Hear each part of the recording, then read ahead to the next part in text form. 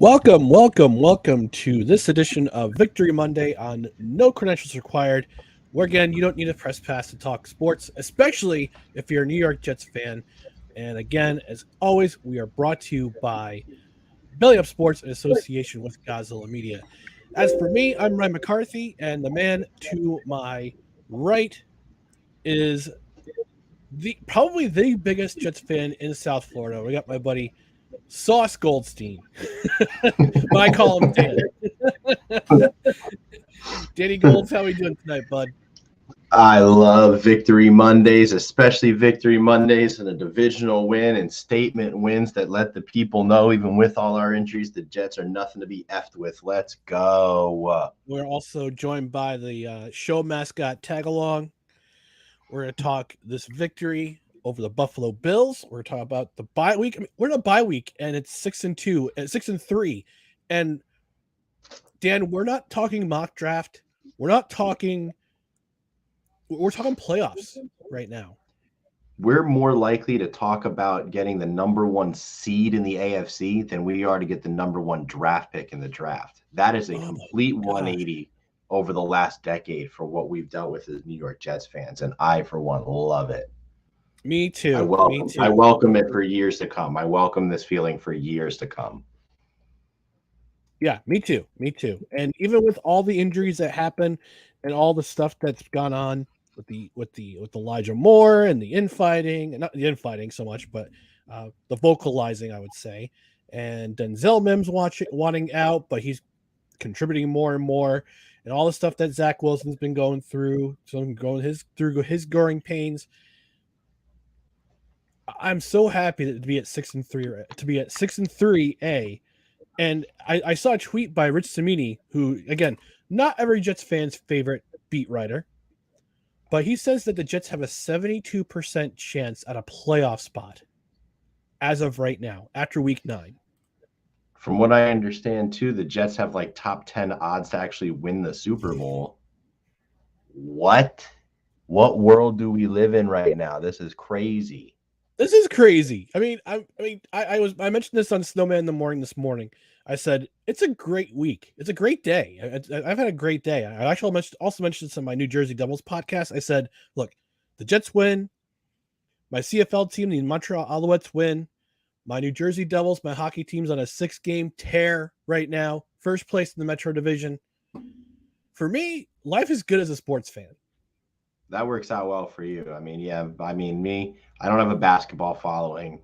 I don't really care about basketball. Nah, yeah, ever since Jordan retired, I'm like, nah, not for me. Yeah, don't have a baseball following. That same thing. It's like, whatever. My Panthers was more fun last year than it has been this year. Yeah. But they'll change it around. But it doesn't matter. The only team I truly care about is the one that's in my heart, the one that I bleed for. That's the New York Jets. Yep. And they're one of the best teams in the NFL right now. I gotta say, I'm a horrible Jets fan because I really didn't watch the first half yesterday, and I didn't start listening until the third quarter. Because I was doing some yard work. I was listening to an audiobook, and I had just looked at my phone. One of my brothers had texted me and said because my oldest brother is a Giants fan. My other older brother, he's a Bills fan, and I'm a Jets fan. So that's wild. My oldest brother, who's Giants fan, bye week, he's got nothing to talk about. He says, why are you guys so quiet? It's eerily quiet between you guys. And come to find out, my other brother really didn't watch the game either. He was just kind of paying attention here and there. And I was out doing yard work, and I didn't start listening until the fourth quarter. And, of course, as soon as I start listening, the Bills kick a field goal. The Jets go get great field position on a really bad kickoff. 3 and out. And the Bills punt it deep, and they punt it to the Jets' 4-yard line. And they figured, all right, this is going to be one of those. It's going to be one of those games where I start listening, and then they're going to screw up. But all of a sudden, they go on that 6+ minute drive. It was beautiful. It was beautiful to listen to. I'm listening to Bob Wischusen and Marty Lyons doing their thing. I love Bob Wischusen. He's my favorite radio guy right now. He is really Period. good. I've been listening to a lot of his clips. It's pretty awesome to listen to. Yeah, between him and Kevin Harlan, I don't know which one I love more. Yeah, I mean, being again in Florida, I don't really get to listen to the ESPN New York radio very much, but I might have to on the days where I just can't figure out a way to get the game to stream on my phone. Well, I was gonna say NFL Plus. That's why I have a subscription to NFL Plus. But that doesn't do live. Like, I don't think I can I can't watch this stuff live. Yeah, you can. I can't watch every game live. It doesn't work like Sunday Ticket. There's like restrictions to it. I can't watch Jets live because I'm not in their market. But you can listen to the games. Right. I could listen to the game, yes, which, I don't know. I'd rather listen, especially if there's a game where they have Spiro Didi as the D commentator. I can't stand when Spiro and Archuleta are the two. Nobody can. Painful. They've only had him once this year, though. They've only had him once. So the more games, the more wins they stack up, the more they'll get the Nances and the Ian Eagles and the Kevin Harlans and the Greg Gumbles. I'm okay with that. Yeah. Keep it going. Keep it going. We need to start getting. The NFL needs to look into flexing the Jets into prime time. I have a feeling they're going to do that in week 11, or week 14, because that's when the Broncos play again in prime time. And the Broncos are horrible. Yeah, that needs to go, man. That Broncos, we've had enough of the Broncos, man. This is crazy. Yeah. That needs to go. Yeah, and from what I understand, the NFL can flex games out, but they ask CBS and Fox which games they want to keep. And I have a feeling that the CBS may want to keep Jets Bills, especially the way those both our teams are playing right now. It'll be the game of the week and be televised nationally, just like this last one is. Yep, it'll be Nance. It'll be Jim Nance and Tony Romo at the 1 o'clock game, unless the NFL can somehow convince CBS to do that game at a 4:25 kickoff, make it that primetime game for the week, and then switch the Jets and Bills over to Sunday night. I don't know the logistics. All I know is that they better do something because the Jets deserve a hell of a lot more than just one crappy little Thursday night primetime game. It's been over 4. I think I saw a stat somewhere. I think on Twitter, NYJ Matt is the one that does it. It's been over 4,000 days since the Jets have played on Sunday Night Football. I'm actually looking up that fact right now. Yeah, if you look up like NYJ Matt, he has it somewhere. He keeps a count on it. He does it. He updates it every month, and he updated it today, if I'm not mistaken. So you should see it on some of his more recent tweets. So I'm looking at Cold Iron made a comment a couple minutes ago wanting to know how did you guys end up splitting allegiances like that, you and your brothers? Okay. So yeah, thank you, Cold Iron. I appreciate you chiming in. The reason why we split allegiances like that was that when I was born in New Jersey, all of us kids, we were born in New Jersey. And when my parents had us move to New York in 1980, all the way back in 1985, it's pre-internet days, Dan. And it's probably before you were born. But that's correct. I'm an 86 baby. So yes. Yeah. So my mom said, all right, we are a New York family now. We all have to root for New York teams. So I've been rooting for the New York Jets since I was 4 years old. And it was really subjective on how I became a Jets fan. Is because Kermit the Frog was my favorite Muppet because he was green and the Jets wore green. And that's how I became a Jets fan. So...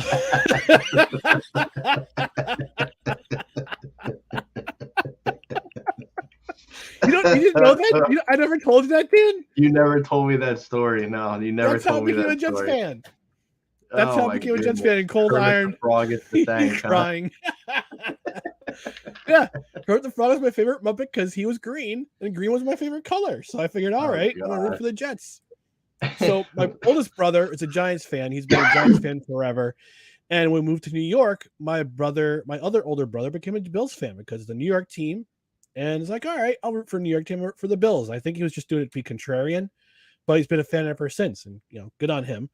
We were all Yankees fans primarily for most of our lives. My hockey team became the New Jersey Devils because I wanted a connection back with my home, my original home in New Jersey.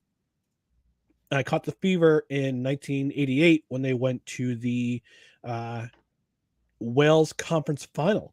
So, but yeah, that's how we split our allegiances, Cold Iron. Thanks for the question. Really do appreciate it. And if you're watching right now, if you want to comment, and Dan's still smiling over the fact that that's the reason why I chose the Jets. so yeah, it's a funny story, but hey, I'm still a Jets fan 40 plus years later. So smile through the pain. Swallow the pain. So it's all it took. So I've got some awards to give out, and I think it's probably time we do some midseason awards for our New York Jets. Let's start off with the team MVP. I think I'm pretty sure we had the same answer here, Dan. Who's your team MVP for this going this far into this season? Quinnen Williams. Yep, exactly. For sure. Why Quinnen Williams? Look, Sauce and DJ Reed are like right there as well. I mean, and AVT would have been right there as well had he not gotten hurt. Right. But I mean, what we're literally watching Quinnen do is damn near unprecedented. I mean, he is literally hitting elite Aaron Donald level type production and pressure and statistics. And it is just an absolute amazing leap he's taken from his first 3 years in the league into this one. And I mean, this is the Quinnen we all were waiting for. This is the Quinnen that we all wanted to see. This is the Quinnen that, that we saw on film and that, everybody knew he could become. It just took him a little bit longer than we thought. But I think that he just needed to have the right coaching staff and pieces around him so that he could flourish without having to worry about getting all the attention. And he has been just an absolute revelation. He's an absolute monster. He's unstoppable. I'd put him up against anybody at this point, and would have zero doubt that he's going to win the majority of those matches, no matter who he's lined up against, be it Quentin Nelson, or Zach Martin, or any other elite interior player, Creed Humphrey. Any of those guys, I feel like he would just dominate no matter who got in front of him. And it's just awesome to see. He's up to 7 sacks already on a season. He's already tied his career high in sacks, and he's got a whole another half of a season to go. He's number one DT in interior D lineman, and a lot of metrics from pressure, from I think total pressures, pressure rates, pass rush win rates. I think he's just dominating. He's just dominating, and it's been amazing. So I think while Sauce and DJ Reed certainly deserve to be right in that conversation, I think you got to give it to Quinnen Williams. He's playing first team all pro level. Yeah, no, I absolutely positively agree with this selection of Quinnen Williams being player of the year for the New York Jets this far. I mean, this season, he was bound to have a breakout season sometime at some point. Whether it was supposed to be I thought it was supposed to be last year, but apparently we were a year too early. As I think a lot of the Jets personnel, they needed a year, especially on the defense. They needed a year to get used to Robert Saleh's system. With Saleh and Ulbrich, and also Jeff Ulbrich, we can't forget him. We got to give him a ton of credit too for this defense, and just seeing how they could adjust to this new defensive scheme that Robert Saleh brings in, where it's heavy pressure and shut down corners and shut down secondary. Yeah, it took a good year for them to get used to it, and now that savings is turning into dividends, and the dividends are huge. They needed that help on the back end so that the quarterbacks had to hold the ball that extra second longer. The Bryce Halls and Brandon Eccles and those guys of the world, while excellent CB 3, 4s, 5s, aren't CB1 material, and all those slants and quick outs were allowing these quarterbacks to get rid of the ball within 2 seconds, and the pass rush land home. So I think now with a healthy Carl Lawson, you know, being an absolute force off the edge, causing a lot of discomfort on the quarterback's blind side, and then Sauce and DJ Reed being it's not even an argue at this point, being the top cornerback duo in the NFL thus far through the first half of the season. It's really allowed the defensive line to feast. And you saw the whole thing happen when Quinnen and Aaron Whitecotton got into their blow up. I think what was that, week 3 against Cincinnati, right? That was week 3 against Cincinnati. Yeah. And then ever since then, the 4-man rush is just killing it. I mean, they are killing it. This is an elite level pass rush and defense in every facet of the word right now. And it's just, I don't know that. Excuse me. It's right up there with Rex's defense of 2009, 2010. Yeah. If right not better, now, with better talent, really. No, absolutely. Absolutely. And right now the Jets are in 5th place in the NFL in team sacks with 26. Who knew? That's crazy to me. Fifth place. I mean, and they started slow. If they could, I made a bold prediction at the beginning of the season. I said this team's going to wind up top 10 in sacks by the end of the season. Right now, they're top 5. Yeah, and I mean, imagine if they could have started off the gate a little bit better in those first 3 weeks. The pass rush was like non-existent against Baltimore and against Cleveland and against Cincinnati. They were slacking. I think what they have, I think they had like 4 sacks through the first 3 weeks or some ungodly low number. And then Zach came back. That's when they're doing the rotation. That's when they're still doing that rotation. We want to keep guys fresh. We want to keep guys fresh in the fourth quarter, this and that. It wasn't working. No, I mean, that's all well and good, but I mean, you can't have Quinnen Williams playing like 58% of the snaps. Like, you got to have Quinnen Williams in there from 75 to 80% of those snaps so that he can really feast. Like, he don't need that much breaks. Like, he don't need to be that fresh. Like, he can handle it. Like, let him prove it to you. And ever since then, he's crushing it, man. Crushing it. Yeah, he's definitely, for this far in the season, he's our team MVP. And I'm pretty sure there's quiet consideration of him being defensive player of the year this year in the NFL overall. If he keeps up this pace with the quarterback pressure he's had, the tackles for loss, the sacks, I think I think not only is he in consideration, but he's the prime candidate for defensive player of the year. I think he's right there. I mean, I think he's absolutely right there. I think Matthew Judon's probably right there. I mean, Matthew Judon's got 11.5 sacks already this year. He got 3 more yesterday and against the Colts. So I think Matthew Judon's got to be right up there with his sack numbers already halfway through the season. I think there's a few others, that are certainly going to be deserving. But, Ray, I mean, it's got to be, Quinnen Williams has got to be in one of the first 3 names you mentioned when you're talking about defensive player of the year thus far in the NFL. Yep. All right. So let's move on to rookie of the year for the Jets. And I think, again, we're going to be on the same page here. Sauce Gardner. I mean, the contribution. He's rookie of the year offense. He's rookie of the year offense or defense across the entire NFL. We don't even need to talk about the Jets right now. He's been the best rookie overall in the NFL. Yeah, up until he got hurt, Breece Hall was that guy. Yeah, well, I mean, Sauce, I still would have put Sauce as I still would have put Sauce as overall rookie of the year above Breece with what he was doing, because cornerback is so much more difficult to transition to than running back in the NFL. Yes. So I still would have given the nod to Sauce if they had both continued their trajectory moving forward, but it would have been a lock, Jets getting the offense and defensive rookie of the year. It's unfortunate Breece went down, because now it's probably going to be Kenneth Walker, deservedly so, because he's been just as nasty as Breece has the last 5 weeks. But and Garrett Wilson would have been a close second if he could get more touchdowns. But right now he's eating up yards. They're coming. As Zach Wilson's primary target.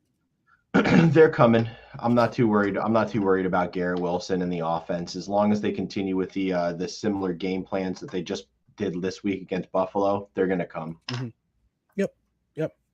All right. Speaking of player of the year, let's talk about the offensive player of the year right now for the Jets. In your mind, I mean, Brees Hall was that guy until unfortunately he got hurt against Denver. And you can also say Elijah Vera Tucker until he got hurt against Denver. In your mind, who's the offensive player of the year? Would you still give it to Brees or would you give it to somebody else? I mean, it's tough to give it to I guess still it's Brees's, but I mean that can't last. He can't be the player of the year on offense through 6 games or 7 games, whatever it was. So I mean, I guess right now it's got to be it's got to be Garrett Wilson. I would say it's a toss between Garrett Wilson and Ty Conklin. Conklin's been good, but Conklin's had a lot of issues with his drops, and I mean he's kind of streaky. He's been kind of streaky, but I mean the offense is streaky. It's not a powerhouse, 300 yards, every day type of an offense. So it's tough. I would say it's tough to give it to Conklin at the moment. Conklin's been very good for most of the season, but he had his issues moving forward. I mean, it was, I don't know. It's tough. I mean, I would say based difficult. I would say based on his contribution now as his solidifying tight end, because that position was a rotating door for the last couple of seasons, and I think with both him and Uzama, I would say Conklin more because he's played more games, but they've both solidified that tight end position. Jeremy Ruckert will get his shot; he'll get his chances eventually when he comes off of injury, but. I would say Ty Conklin's probably second on that team in terms of player of the year, just because he's helped solidify that tight end position for the Jets. I think a dark horse candidate actually right now has to be Nate Herbig.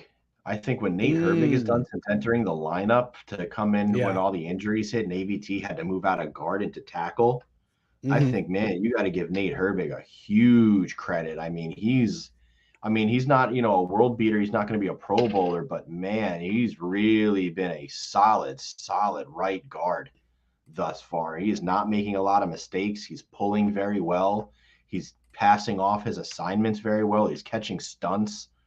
I mean, very little there. The interior has given up very little pressure over the last couple of weeks.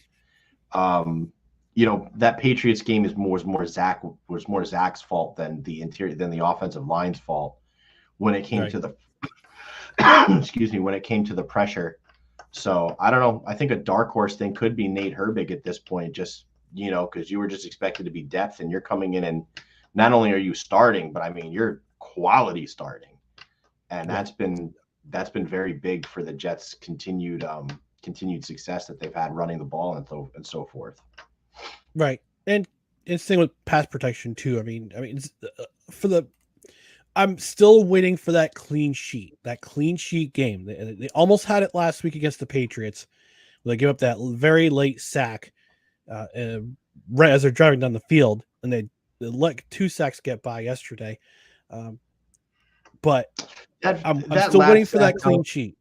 That last sack on the third and goal, though, in the fourth quarter, I mean, that was a smart sack to take. It wasn't there. No, I agree. They got in. I mean, that was a perfect call for Buffalo to be aggressive with the coverage that they had. That was a perfect call. I don't really fault the offensive line for that one. I mean, I don't think I've ever been happier to see a sack, if you want like an honest opinion as far as that goes, because it showed Zach maturing, not trying to force anything, not trying to do, a backward scramble drill where he had really nowhere to go. Like he sucked it up. He took it, he cradled it, and he allowed the Jets to kick the field goal. And, there was just a great call by Buffalo. I don't really put that sack was just a great, perfect play call for the situation that the Jets had Buffalo in. So I don't really put that to them. And then the other one, the fumble, obviously, I mean, Von Miller's going to win at least a couple snaps a game. So, I mean, that's to be expected. Right. No, I mean, I'm hoping for a clean sheet. I think their best shot is against either the Lions or the Bears in 2 weeks. Probably the Bears. Probably the Bears, especially with Probably the having Bears. them having given up Robert Quinn and um, Roquan Smith. Roquan Smith in almost consecutive days. Yeah, that might be their best shot there. So let's talk about the rest of the season. Right now, it's a bye week. It's a bye week, and it couldn't have come at a better time because, unfortunately, Sheldon Rankins is gone for 4 to 6 weeks. But Corey Davis will probably be back in the lineup after the next week with his problems. But looking forward to the schedule. Take a look at the schedule. They're at New England in week 11. And they're back home against the Bears. They have 2 road games against the Vikings and the Bills, the Lions, the Jaguars at home, and then they finish the last 2 weeks of the season against a much better Seattle team than anyone expected, and the Miami Dolphins. That game is a TBD. So if there's going to be another flex game in the schedule for Sunday Night Football, that game against Miami, which could possibly be a decider of a playoff berth for either of those teams, could be a flex game on Sunday night in early January. So, but realistically, looking at the schedule, Dan, where do you see it? Do you see a trap game? Do you see a lot of wins? Where do you see some trouble? I mean, objectively, taking a look at it. I don't know if I necessarily think of anything as a trap game, because a trap game thinks like you're already the week ahead of that team because you expect to walk all over them. A trap game, like a perfect excuse for a trap game, would have been like how the Patriots played the Colts this week if the Colts had won, because the Patriots weren't even worried about the Colts. They like loafed through practice because of the Colts situation with Sam Ellinger and their whole defense being garbage. So that would have been the trap game. I don't think the Jets are taking anybody lightly. I mean, I think it's very obvious from the things Saleh has said and the locker room has said is that every week they're preparing like it's the Super Bowl. You know, they're going in, expecting to win, and they're putting in the prep work to make sure that they do everything in their power to win. So I don't know if I necessarily see any trap games, but I do see games that are probably harder than expected. I mean, obviously, divisional games always have that extra bite to them. So you can't count out any of the divisional games, no matter what you think. Chicago, Justin Fields is certainly ascending. And, although the Jets did a great job against Lamar Jackson, you almost essentially have to put into place the exact same game plan to stop the run and have him try and, beat you with his arms. Yeah. Luckily, Chicago doesn't have quite the weapons that Baltimore does. So, they got a guy who does TikTok videos in the middle of. They do have a guy who does TikTok videos pregame in the middle of the field. I don't know how much that helps your football team, though. It doesn't. But yeah, right. Lions should be a victory. I mean, I don't see any. That defense is so bad. That defense is so bad, and Jared Goff doesn't scare anybody, especially. How did they pull off that win against the Packers yesterday? Dude, the Packers are in free fall. The Packers are in absolute free fall. I don't know, man. Aaron Rodgers has probably had enough. I think Aaron Rodgers may pay back his majority of his signing bonus and retire 1 year into this 4-year extension he just signed. Because I don't think he's going to want to be a part of a rebuild, because they're looking like they are trending in that direction. I'm almost a little surprised the Packers weren't bigger sellers. But I don't think they're ready to admit they're in the middle of a rebuild yet. But I think a few trades will be done in the offseason for the Packers to regain some draft capital and shed some contracts. But I think the Lions are definitely should be a victory. Minnesota's got to be a tough game, man. I don't know. Like you look at Minnesota's roster, and I mean, like, they're not like an overly scary team on paper, but they just are figuring out ways to play quality football week in and week out, better than you expect. Every week they're playing better than you expect them to play. And Justin Jefferson obviously is a stud, but I'm not worried. And I don't know, Kirk Cousins don't scare. I mean, I'm not. Especially with that shirt off on the plane from yesterday's win in Washington. God. I'm not scared of like with our secondary and pass rush now. Like I'm not scared of any quarterbacks really that we have to face at this point. I mean, the only one that would really truly worry me would probably be Mahomes. Now that I know we can beat Allen, the only one that probably worries me is Mahomes because Mahomes just has this ability to do crazy shit when he's running around doing whatever he does. So he's about the only one that I would still be concerned about at this point. But I mean, we can beat anybody. Looking at the schedule, we talk about flex games. I think they can flex out Indy at Dallas for Jets at Vikings. I mean, that would be because Indianapolis is terrible. Dallas is but Dallas is Dallas. Dallas is a draw. They're America's team with, arguably a top 3 defense. Micah Parsons is amazing. Dak Prescott, the offense is very what's the word I'm looking for? The offense is very oh my God, what's the word I'm looking for? I can't think of the word I'm looking for at the moment.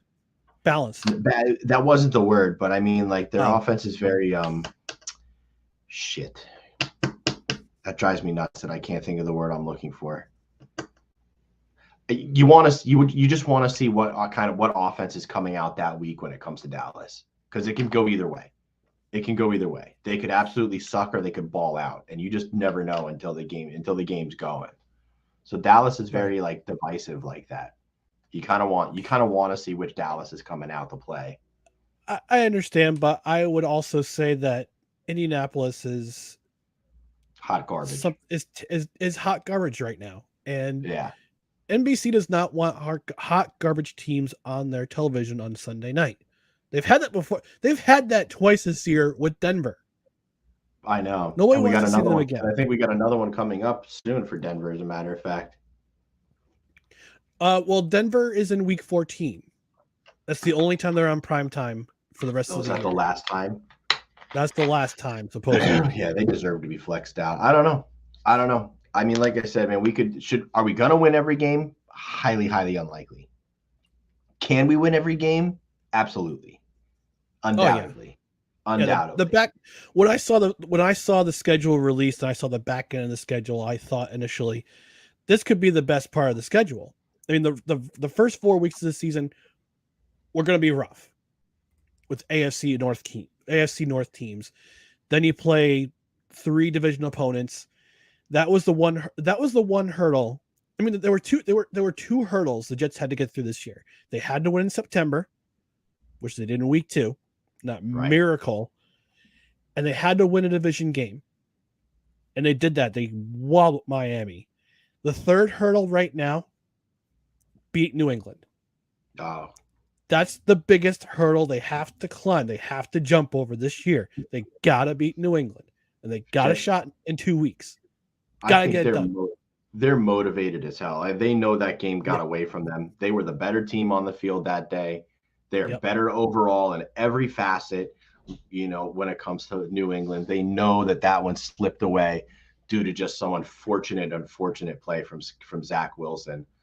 So, the defense is going to be, everybody's going to be so additionally motivated to coming off a 2-week, a bye week on top of it too, to really kind of confusing game plan around it. Everybody's going to be healthy. Everybody's going to be, it's going to be a bloodbath in New England. It's going to be a bloodbath. I fully expect the Jets to dominate that game. I expect them to dominate. There ain't no way we're only rushing for 50 yards again. There is no way that's happening. And they've rushed for 174 against one of the best run defenses scoring defenses in the league. I think they were the number 1 run defense in the league, if I'm not mistaken. Yeah, 174 too, without Breece Hall and without AVT. Yep. And OT, what are we on? OT 6 and Ogbuehi? OT 6, OT 7? We're on OT 4 with Dwayne Brown and OT 6 or 7 with Ogbuehi at this point. Backup guard. Aren't Fant and Mitchell supposed to be coming back after the bye week? Theoretically. I mean, Mitchell definitely sounds like he's coming back. I don't know about Fant. Fant was so bad. when he was on the field that I don't know if Fant's actually going to get back into the lineup. I honestly don't know. I think Fant's going to stay depth. He was putting a lot of negative things on Twitter in the beginning of the season too, complaining about not being paid and all that kind of stuff. And then his play when he came out to start the season, I don't know. To me, if I had to take a shot, if I had to take a guess, I'd say Fan is kind of in the doghouse, and he's gonna he's probably just gonna be depth. I think they're more likely to keep Brown in at left tackle and probably want to go back to Max Mitchell. That's my guess. Yeah. But I guess yeah. we'll know more as the next couple of weeks go by. Yep. Yeah. And I'm really happy that Max Mitchell is going to come back soon because he was playing really well in his first 2 weeks, and you expect a 5th round pick out of a group of 5 school to not succeed. That 4. My bad. My bad. So again, a group of 5 school. I mean, Sauce Gardner, group of 5 school. Max Mitchell, group of 5 school. It's all those group of 5 schools you don't expect to have much talent that make the biggest difference on this team. It's been, again, it's just, you're starting to realize that too, that you got to stop scouting the school and actually start scouting the player. Scout the player.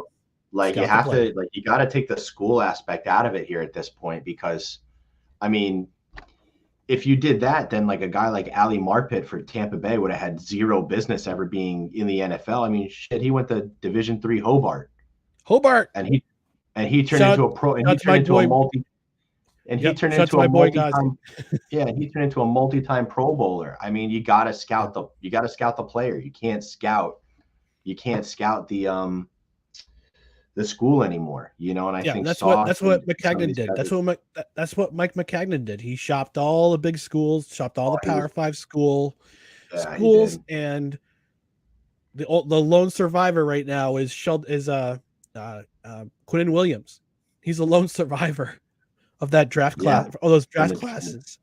From all of those draft classes, and Nathan Shepard. Nathan Shepard from Fort Hays State. Fort Hays State. A little bit of baseball news. A little bit of breaking baseball news came out. Apparently, Aaron Judge just inked a massive monster deal. He did. I don't know. I didn't see the team. I mean, again, I'm not a baseball fan, but I got a little notification here. But I'm assuming it's got to be the Yankees, right? Well, I would have to think so. I mean, I know he was nominated. He was one of the finalists for league MVP. But and it looked like SNY just as a tweet for SNY just came up, something like a 7-year, $320 million deal or something like that. Oh my gosh, big for you. Yeah. They keep Aaron Judge, and that's what I was afraid of. I was afraid he was going to go back to the West Coast, but I don't see anything right now. I see Buck Showalter named a finalist for NL Manager of the Year. Anthony Rizzo is going to be a free agent. Let me see. SNY TV. Oh, never mind. It's 5 bold predictions for the Yankees offseason, but they started it as Aaron Judge inks an 8-year $320. So that's the only thing that I saw on my screen. Oh my gosh! Well, free agency doesn't start till 5 p.m. on Thursday, so you never know. My bad. False alarm. SNY Fake TV. News. Fake news. Fake news. Fake news. Well, Your CNN I want to take a look fake news. I'm going to take a look at the schedule right now. I'm going to tell you. I'm going to give my prognostication for what's going to happen. At Patriots, they got to win that game. I think they should win that game. Bears, that's a W. Vikings,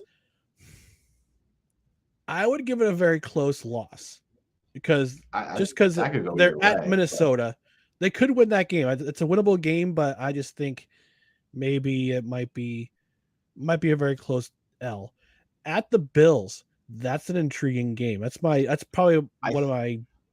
I think it's hard to figure out with the Bills game yet because Josh Allen with his hurt elbow from the Bryce Huff strip sack. We don't know what we're seeing here. I mean, so the next. I think they said 24 hours we'll know more. So I think that prediction's got to be on hold until tomorrow. Yeah, and that's gonna be huge if Allen's got a tear in his UCL. That's He's that's out for Tommy John. season. That's Yeah, Tommy John surgery. he'd be out for season and into next season if that was Yeah, something that happened there. yeah. But I don't That's know. UCL repairs are. Elbow issues could be as simple as one week and a half injuries to almost 2 years worth of issues. Well, that's So the thing too. I mean, football motion throwing motion is much different than baseball throwing motion. very much so. So he could be out just if it's a for UCL if it's a UCL tear, he's done for the year. He'll be back next year. If it's football, if it's baseball, he's out for 2 seasons. Yeah. But I'm gonna hold off on that Bills prediction until we find out what happened Yeah, with we need Josh more Allen. news on Josh Allen before we know what's going on there. Lions, that's a W. Jaguars, that's a W. Seahawks, that's a W. That's gotta I'm be a gonna give it a W. W. And they haven't won in Seattle in a very long time. I think they break that streak. And then the final week of the season in Miami. Hopefully by then, I would hope to think that they're in a playoff spot. And the way they played, they didn't play Tua, but they played the Dolphins and they still smashed them. And Tua hasn't faced a pass rush like the Jets. A lot of these quarterbacks haven't played a pass rush like the New York Jets. The Jets are going to have to really, with the way Tua plays quarterback, the Jets are going to have to change things up quite a bit. They're going to have to play a lot of press man. They're going to have to play a lot of press man. They're going to essentially almost have to get rid of zone coverage against Tua because Tua's whole game is predicated on accuracy and timing. He's not going to beat you with like crazy deep balls. I mean, he underthrows everything that's over 35 yards away. So they're going to have to play very uptight on Waddle and Gesicki and Tyreek Hill and really, really let that four-man pass rush feast on the Dolphins O-line. And the Jets, they stomped on the Dolphins before, but I don't really remember them getting too many sacks on Skylar Thompson. Like he didn't have any turnovers or anything like that. And they didn't really like sack him very much. The Jets just kind of ran away with it in that fourth quarter and just kind of dominated. But But they they're got gonna in his have to. face enough to disrupt him. I mean, he's at the end of the day, he's still a seventh round rookie. So I mean, they didn't have to do too much more than just make life difficult for him. They're gonna have to play Tua very different than the way they were playing against. They were setting up for Teddy Bridgewater and eventually Skylar Thompson. Yeah, I'm not scared of Tua, but I will give him credit for the way they played. Yeah, they sacked Skylar Thompson twice. They picked him off once, and they forced. I believe they forced one. They forced one fumble at Skylar Thompson, which we saw that beautiful stiff arm of Quinnen Williams on Tyreek Hill. And that's also one of the sacks. So I mean, you're gonna have to do better than 2 sacks on Tua. You're gonna have to make him very, very uncomfortable. You're gonna have to make him scramble drill quite a bit, and you're gonna have to hope that Sauce and DJ Reed can stay with Hill and Waddle long enough to make it very uncomfortable. So I mean, the Dolphins' defense is terrible. Like they are not good this year at all, and their offensive line the last 2 not games very good either. Their offensive line has not been very good either. So to me, the Dolphins are still a winnable game. Their offense can, you can beat the crap out of these crappy defenses all you want. But the Dolphins, when it comes to the end of the season for a potentially playoff spot for one or both squads, this defense is going to be ready to shut Tua and them down. And we already did it once before. So we know that they can handle Hill and Waddle. I mean, we're still the only game where Hill and Waddle didn't blow up. Again, Skylar Thompson. So I'm not going to go full blast here. But at the same time, I hate the Dolphins. So I'm also not going to give them much credit. That's true. You do that. I hate the Dolphins. I as much as I love the Jets, is just as much as I hate the Dolphins. Yeah. So I would say my final prediction is 11-6. I think that's about mostly everybody's prediction at this point. You're going to see you'll probably see one loss that you expect. Maybe Buffalo if Josh Allen plays in Buffalo, or maybe Minnesota, or in Miami if Miami can. You'll have one of those losses. Another loss will probably come from a game you don't expect. That'll be Chicago, or God forbid, Jacksonville, if they somehow have just a lucky week that week. That's what's going to happen. So yeah, I can see 11-6. I can see 11-6 happening. I'm thinking we're more 12-5 though. I think we're at 12-5. I really do. I don't see any reason why we can't win another 6 games out of the 8 remaining, because I'm not scared of any of these teams, and the Jets can very easily go toe to toe with anybody. Right. Now, the one thing I'm praying, please God, injuries. Keep them healthy. For real. Stay healthy. That's been their bugaboo the last however many seasons we've seen this team is injuries. They've remained, for the most part, relatively injury free. Let's, bye week is a great week to rest up, get some healing in, and pray that they stay healthy for the rest of the year. That's really all we can really hope for.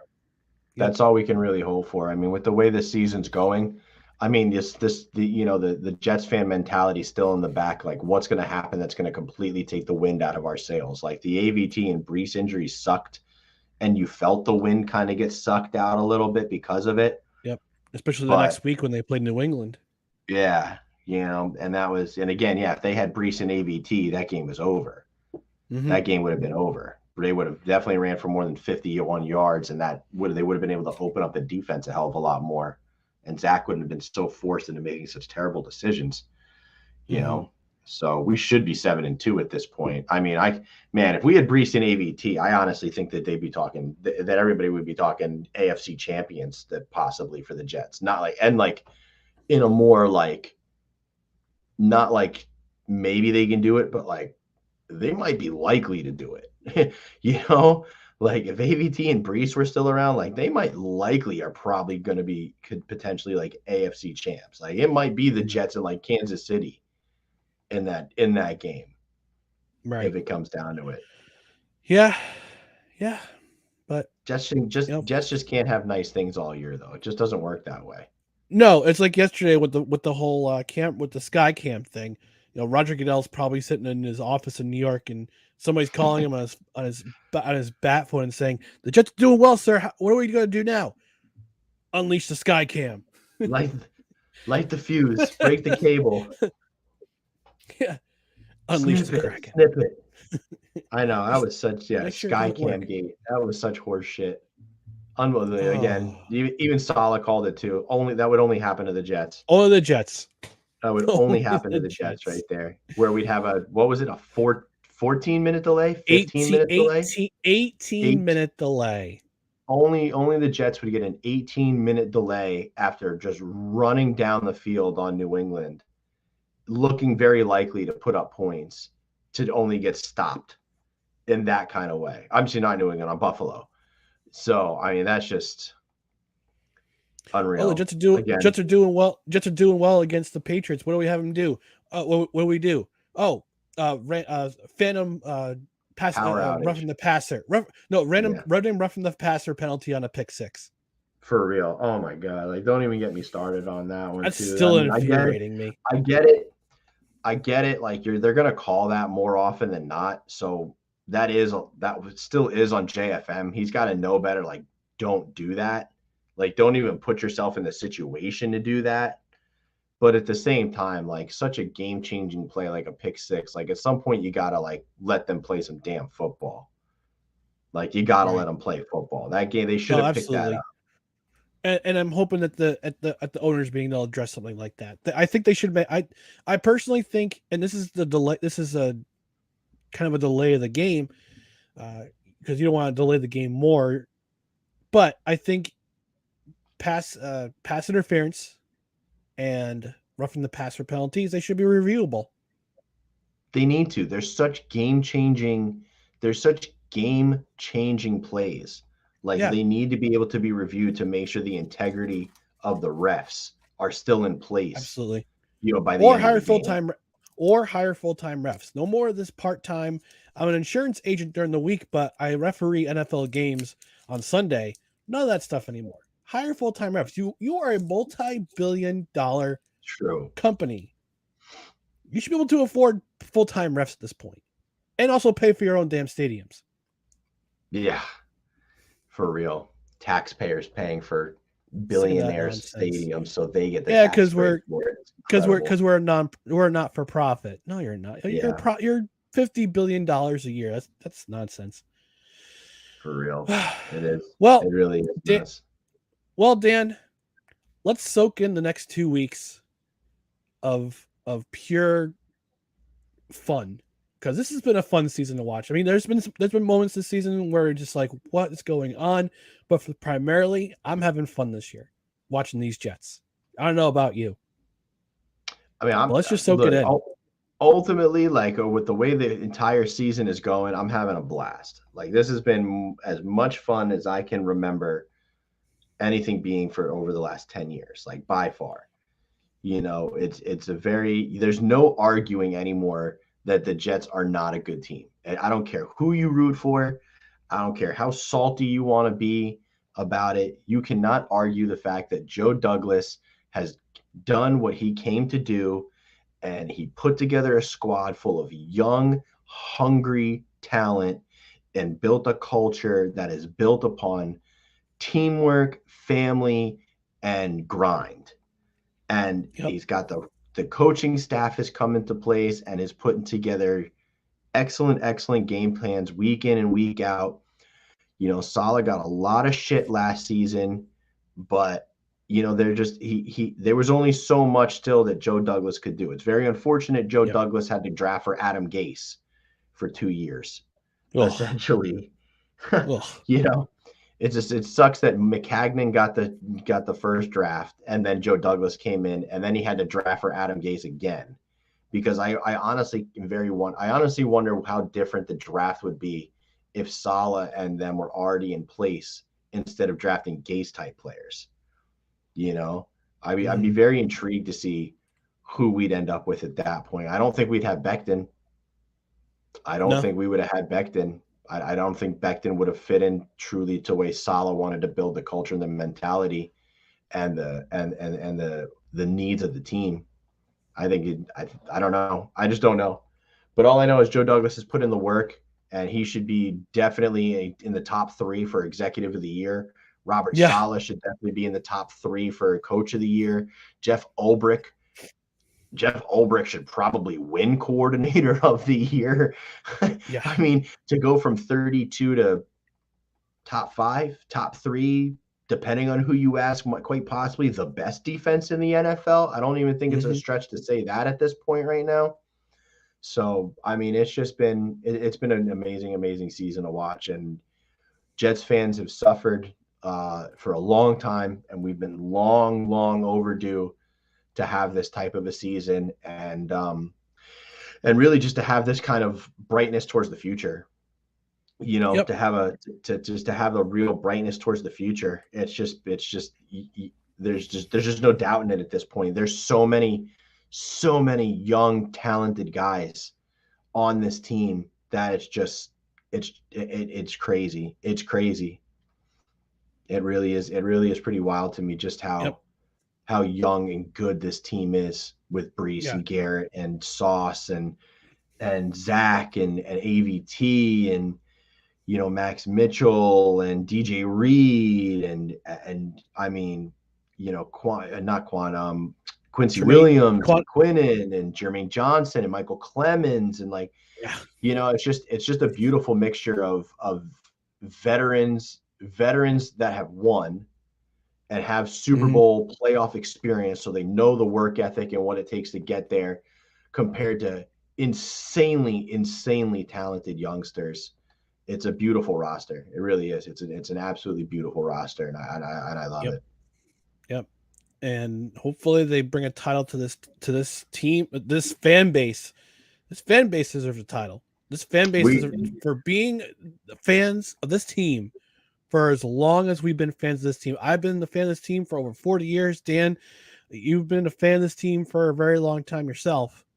Very much. This team, they desperately want to bring a Super Bowl title to this fan base. You could tell the way that they speak glowingly about this fan base, and I hope they do it. If not this year, maybe within the next couple, maybe next year, the next couple of years. And Woody Johnson, for the love of God, please put a stadium in New York City, please. For real. That's like Jets the fans one. also That's like deserve a really stadium. one of the few things that's like killing it. Like that you can't. No more of the sharing with the Giants bullshit. No more. Sign over your half of the stadium to the Giants. They can stay in MetLife Stadium. Put a damn stadium in Queens or Long Island, or it doesn't matter. Who cares? Just get the Jets their own damn stadium. It's ridiculous. Heck, put them up here in Saratoga County. We'll host you. We got plenty of farmland. For real. Just get a damn stadium in there and hire a different architectural firm too. Hire the ones that made the Oakland Raiders Stadium. Hire those guys, because the Oakland Raiders Stadium looks sick. It's just too bad it's for not the Las Vegas. The Las Vegas Raiders Stadium is sick. Are you sure you want to look like a Roomba? Huh? Are you sure you want to look like a Roomba? That thing looks insane. That stadium looks absolutely insane. Those are the two.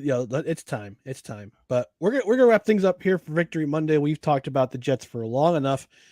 I'm ready for bed. I'm ready for sleep. But Dan, where can people find you other than this podcast? Where can people find you, or just if they want to say hi, let them know where they can find you. You can, as usual, you can mainly find me talking shit to Dolphins fans on Twitter at DannySmiles13. I'm more active on game days than anything else, but it also, that's kind of my thing. I love the Dolphins. I love the Jets and I hate the Dolphins. Whoa. So I'm either quoting about my love for the Jets or I'm quoting about how much I hate the Dolphins. So it's one of the two. And everybody go vote tomorrow. Very important. Everybody go vote tomorrow.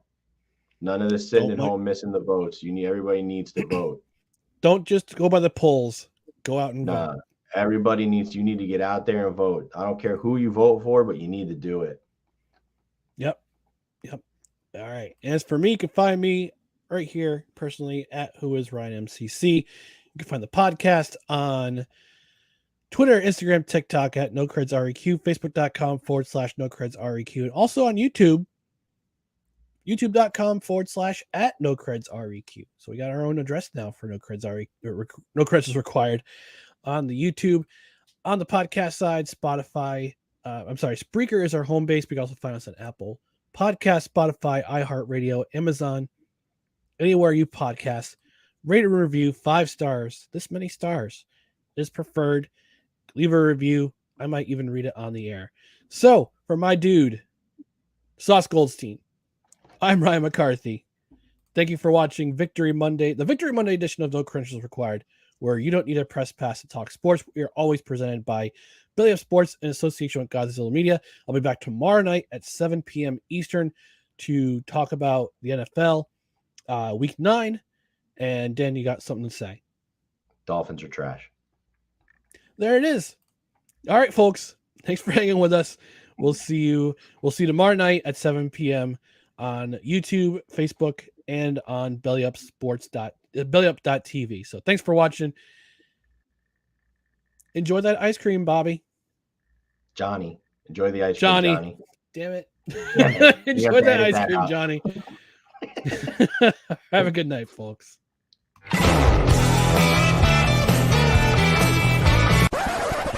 Victory Monday!